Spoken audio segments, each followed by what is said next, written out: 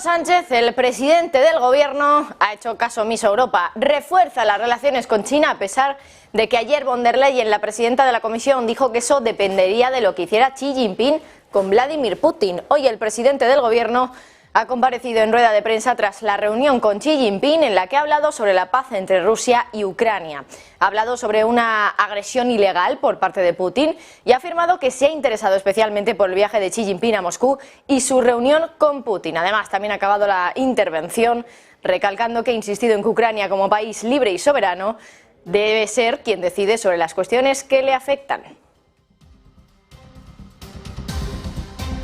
Trump se convierte en el primer expresidente de Estados Unidos en ser imputado. Ha sido acusado por dirigir pagos secretos a una estrella porno durante su campaña de 2016. La oficina del fiscal de distrito de Manhattan asegura que había estado en contacto con el abogado de Trump para coordinar su entrega para la lectura de cargos. El abogado de Trump ha confirmado que el expresidente se plantea comparecer ante las autoridades de Nueva York. Asegura que no le han dicho cuáles son los cargos específicos y espera que permanezcan sellados hasta la lectura de cargos. La inflación de la eurozona ha caído gracias al efecto base hasta el 6,9%. Se había situado por encima del 8,5%, bueno, en torno al 8,5% el mes anterior, pero ya saben, estamos comparando marzo 2023 a marzo 2022, cuando había guerra, cuando ya teníamos los efectos de la inflación energética por la guerra en los datos del IPC y por lo tanto, básicamente, pues es evidente que esa inflación pueda acabar cayendo. Eso sí, la subyacente se ha mantenido exactamente igual en el 5,7% y ese es el verdadero problema de la inflación.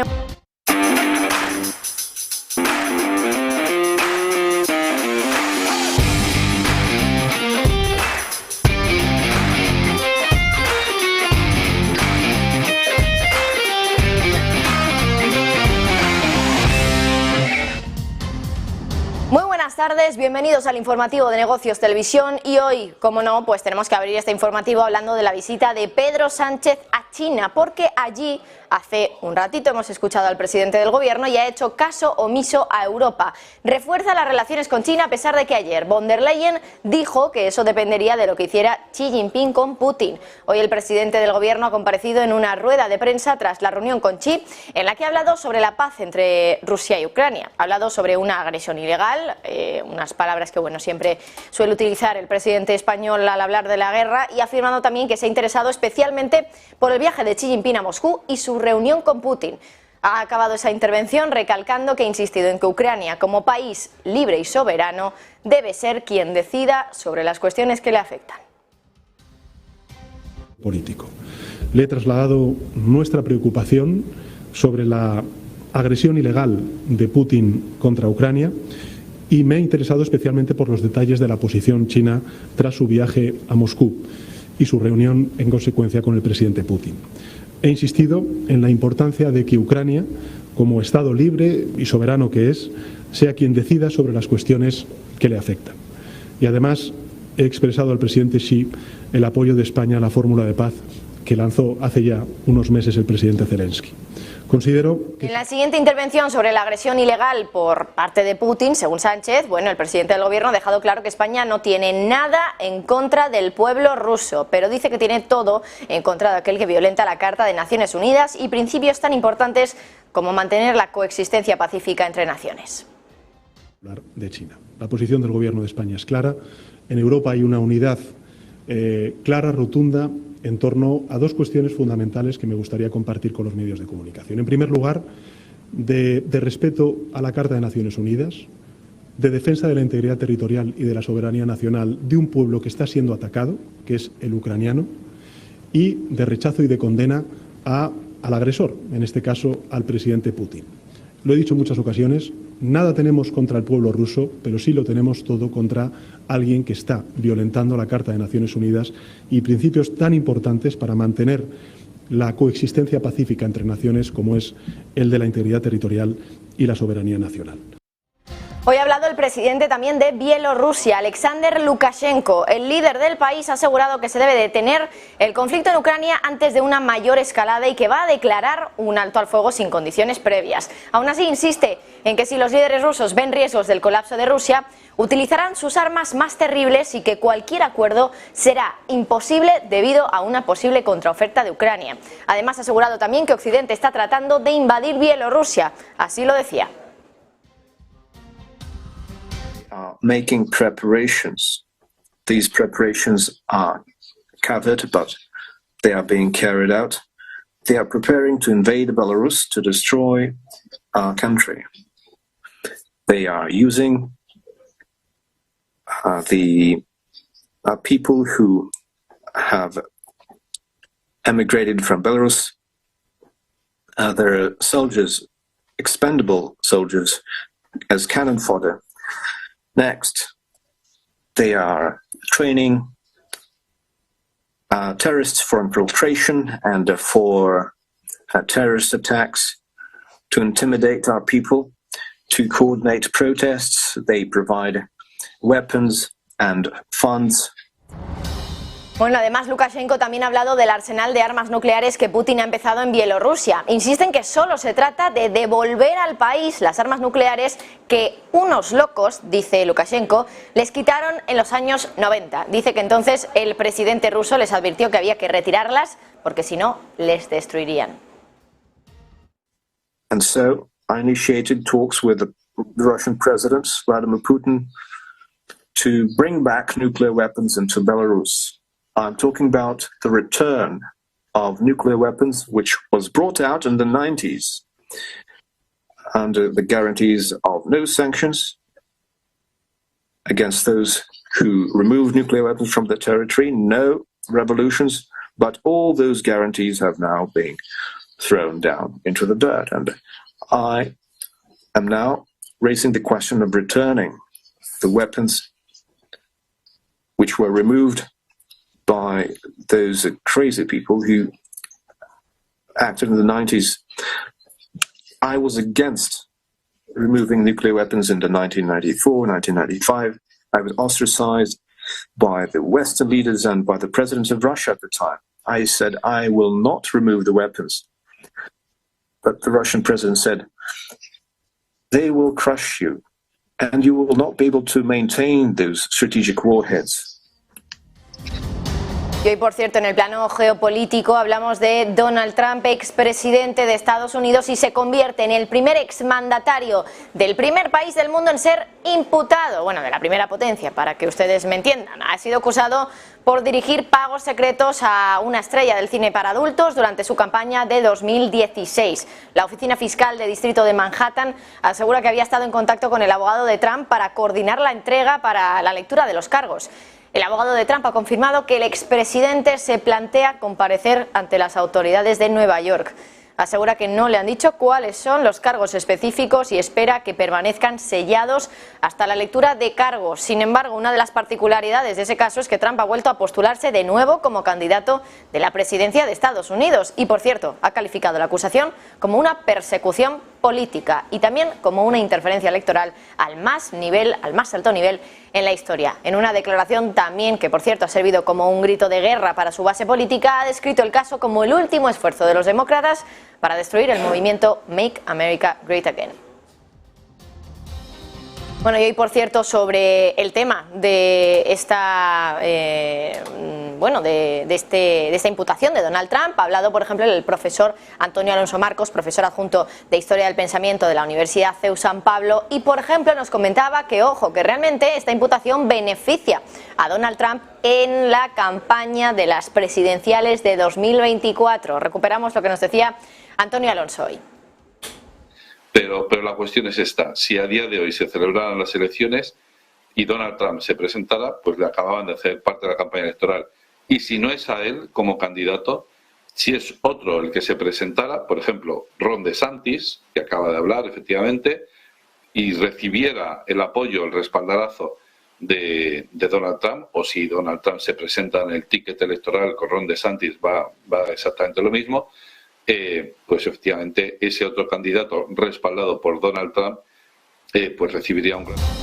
Y por cierto, esa imputación de Donald Trump tiene también un paso clave que es bueno, su rival en la campaña presidencial, recuerden, Ron DeSantis.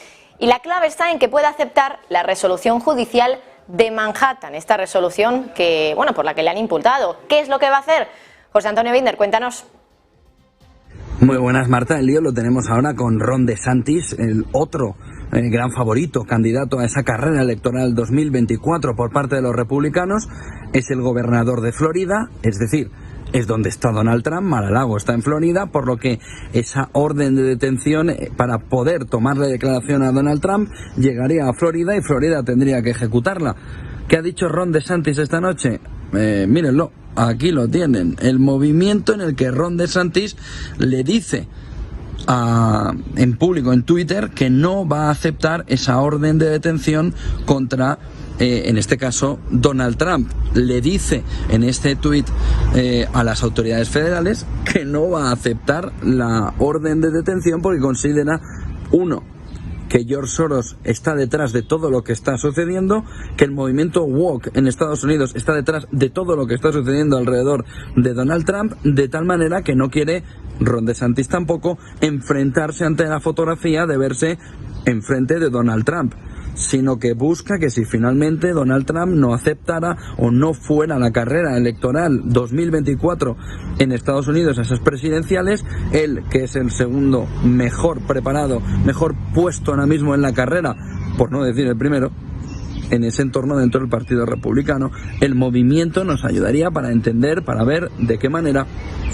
pudiera Ron DeSantis tomar esa posición para acercarse también a los seguidores de Donald Trump. Lo tenemos todo encima de la mesa. Ese tuit de Ron DeSantis deja para el martes la duda principal. ¿Será detenido o habrá incluso, lo que ya en Estados Unidos se está hablando, la desobediencia de DeSantis? No aceptar que la ruptura del marco legal e constitucional en Estados Unidos vaya por una detención de Donald Trump.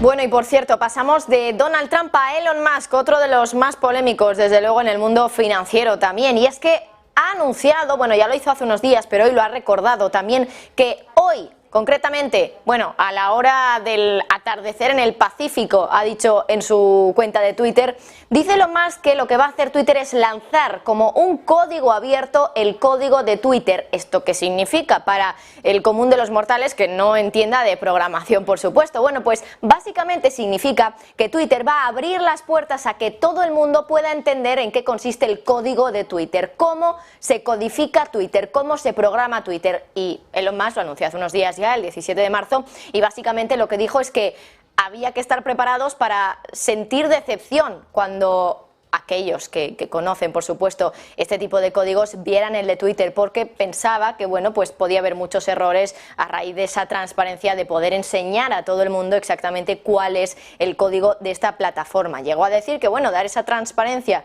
respecto al código podía ser muy decepcionante, muy vergonzoso, incluso dijo en un primer momento, pero dice que eso acabaría llevando a una mejora muy rápida respecto a la recomendación, a la calidad de recomendación de tweets dentro de Twitter, y dice que además también era una manera, pues bueno, de mejorar la confianza que podía tener el mercado, en definitiva, pues bueno, el mundo empresarial también en esta plataforma después de que se hayan ido tantos anunciantes de Twitter. Así que bueno, ahí lo tenemos, vamos a estar pendientes hoy para ver cuál es ese código abierto de Twitter, probablemente se vaya a conocer en las próximas horas, así que mucho ojo, pero bueno, ya Elon Musk avanzó que iba a ser en el día de hoy, 31 de marzo. Seguimos hablando de geopolítica, porque llegan ya las primeras represalias del Wall Street Journal sobre la detención en Rusia de uno de sus periodistas. Ahora, el medio estadounidense asegura que tras esa detención, por ser sospechosos de espionaje, ya lo saben, Estados Unidos debería expulsar al embajador de Rusia y a todos los periodistas rusos que están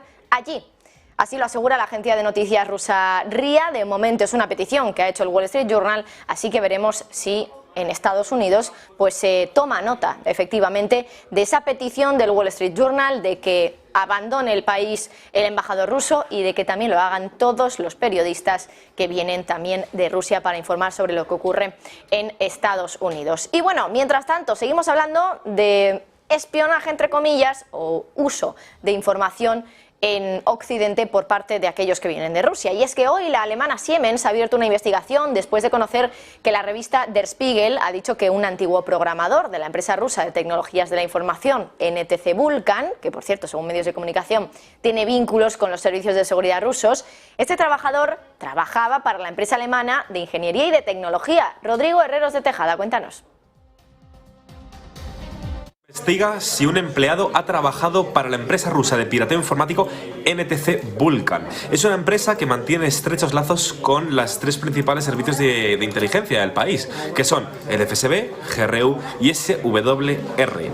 Aproximadamente 90 empleados, exempleados de esta empresa rusa de pirateo informático están trabajando alrededor de Europa en distintas tecnológicas, según una información de Der Spiegel.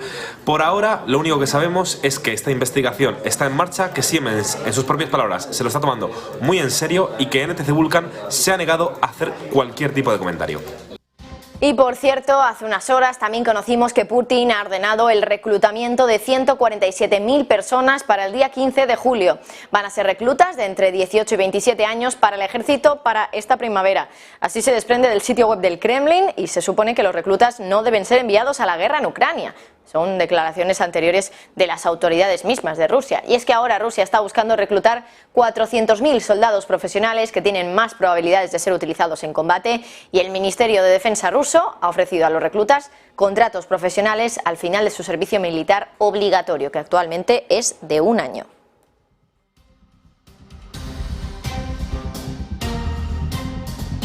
Y hablamos también de los mercados financieros, porque llegan las primeras señales de que el pánico bancario ha empezado a desvanecerse, o por lo menos lo que creen los bancos que está pasando respecto al pánico, porque ahora las entidades han reducido los préstamos que han pedido a la Reserva Federal de las 2 líneas de crédito que había sacado el Banco Central por el pánico que había en el sistema financiero. Esto puede ser solo una señal de que esa demanda de liquidez puede estar debilitándose y estabilizándose también, y es que las instituciones estadounidenses tenían un total combinado de 152.600 millones de dólares en préstamos pendientes en la semana hasta el 29 de marzo, en comparación con los más de 163.900 millones de la semana anterior. Los expertos respiran aliviados porque creen que esto demuestra por lo menos que las cosas no han empeorado. Mientras tanto, hablamos también del Banco Central de Turquía, porque allí hemos conocido que el país ha eliminado un tope sobre los tipos de interés en un plan de ahorro de emergencia creado para proteger a la lira. El plan de ahorro promete un rendimiento garantizado por el Estado de los depósitos en liras que iguala o supera cualquier caída frente al dólar, y se ha introducido durante la crisis monetaria que se produjo a finales de 2021. El levantamiento de ese tope ahora supone que los prestamistas turcos van a ser libres de establecer la tasa en esas cuentas protegidas por divisa. Hasta ahora a los bancos se les permitía ofrecer un máximo de un 3% sobre la tasa de recompra semanal del Banco Central, que está ahora en el 8,5%. Los expertos creen que la decisión se ha tomado para evitar la depreciación de la lira. Bueno, y hablamos de otras cuestiones. Recuerden que estos días les hemos hablado de ese vacío en las oficinas de Estados Unidos, que también ha puesto contra las cuerdas al sector bancario porque tienen mucha deuda con colateral de estas oficinas, y ahora lo que hemos conocido es que hay récord de oficinas vacías en Manhattan, uno de los principales centros financieros del mundo. Más del 16% del espacio estaba vacío en el primer trimestre, según el broker Jones Lang LaSalle, que por cierto rastrea alrededor de 44 millones de metros cuadrados de oficinas en Manhattan. El arrendamiento está en sus niveles más bajos desde el segundo trimestre de 2021, y lo cierto es que además de esa caída en la demanda por el teletrabajo propiciada por la pandemia, la oferta además de oficinas también ha aumentado, causando, pues ya lo saben, un cóctel perfecto para que estemos ante el récord de oficinas vacías. Y es que en el primer trimestre del mercado se inundó con más de 139.000 metros cuadrados de espacio extra para oficinas en este primer trimestre, con la finalización de la remodelación del número 660 de Fifth Avenue. Esto pone todavía más presión a aquellos bancos que están sobrecargados de deuda de activos inmobiliarios comerciales, como pueden ser las oficinas, y que ya nos avisaban los grandes bancos, como por ejemplo Goldman Sachs, que sobre todo estos productos, estos instrumentos de deuda que tiene activos inmobiliarios comerciales, que son las oficinas, sobre todo están en los bancos pequeños, en los bancos medianos, que al final son los que ahora están empezando a caer. Bueno, más asuntos. En Francia también hoy hemos conocido el dato de inflación, y ha bajado gracias al efecto base, por supuesto, igual que en todas partes. Lo ha hecho en un 1,3 hasta el 5,6% y además el incremento anual de los precios de la energía ha pasado del 14,1% el mes pasado al 4,9% en marzo, algo que se explica por el tirón súbito que ha experimentado la energía con el comienzo de la invasión rusa, que lo hizo ya pues a finales de febrero de 2022. En el otro extremo, los alimentos han acelerado su encarecimiento este mes al 15,8 frente al 14,8 anterior, y eso se ha debido pues a los a los productos frescos, que han subido desde el 15% en febrero al 16,6, como también por el resto de los alimentos. Y la economía británica vuelve a crecer en el cuarto trimestre de este año y evita una recesión una vez más. Sin embargo, es cierto que el repunte en la actividad económica es casi imperceptible, solo el 0,1%, eso es lo que ha subido el PIB. Así, los datos contradicen a la Oficina Nacional de Estadística, que había dicho anteriormente que la economía no había registrado crecimiento en el cuarto trimestre de 2022. El Fondo Monetario Internacional dijo en enero que el Reino Unido iba camino de ser la única de las 7 principales economías avanzadas que se contraería en 2023, aunque desde entonces los datos económicos han sido más sólidos de lo esperado por los analistas. La Oficina Nacional de Estadística ha explicado que la gran revisión se debe a cambios en la forma de calcular los ajustes estacionales. Datos de la jornada: inflación en la eurozona, que ha caído gracias al efecto base hasta el 6,9%. Se esperaba una caída del 8,5 hasta el 7,1. Finalmente esa caída ha sido superior a lo previsto. Además, también en términos mensuales, lo cierto es que aquí vemos pues una señal de alerta, por supuesto. La inflación ha subido un 0,9%, más que el mes anterior. Había subido un 0,8 mensual en febrero. Esta vez en marzo la subida ha sido cercana al 1% ya. Y mientras tanto, bueno, es cierto que la tasa subyacente, la inflación subyacente, sigue imparable, desde luego, en Europa. Está en el 5,7% desde el 5,6% del mes anterior. Es decir, que sube una décima, pero eso sí, se mantiene en línea con las expectativas.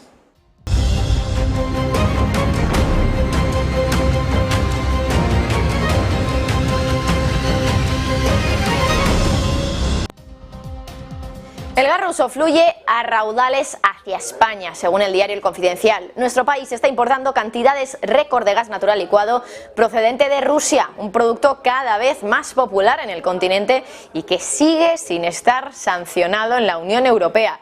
De acuerdo con los datos de seguimiento de barcos metaneros recopilados por Bloomberg, España es el Estado miembro de la Unión Europea que más gas natural ha importado desde Rusia en lo que va de 2023.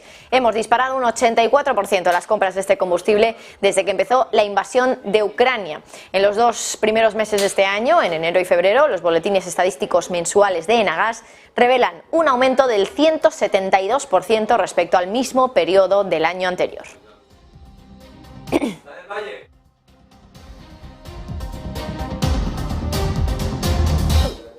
Bueno, y hoy volvemos a hablar del petróleo. Había debate sobre si la Unión Europea decidiría o no bajar todavía más ese tope. Sin embargo, han acordado dejarlo exactamente en ese mismo lugar, $60 el barril. José Antonio Binder, cuéntanos. Muy buenas, Marta. Pues es el posicionamiento que se veía sobre lo que podía suceder en el entorno de ese tope al petróleo ruso en $60, una medida completamente ineficaz en esos niveles de $60, que ahora mismo la Comisión Europea ya le ha dicho a los Estados miembros que está funcionando. No sabemos a dónde están mirando, ni sobre todo están viendo cómo ese petróleo marítimo está saliendo a través de esa flota oscura de Putin, que está saltando desde el tope al petróleo, no en los 60, sino en cualquier precio. Dice definitivamente que al menos en este marzo, cuando se tenía que volver a revisar, no ve necesidad de hacerlo, lo deja en $60, algo que no solo se está comentando por los economistas de Estados Unidos, sino también en Alemania.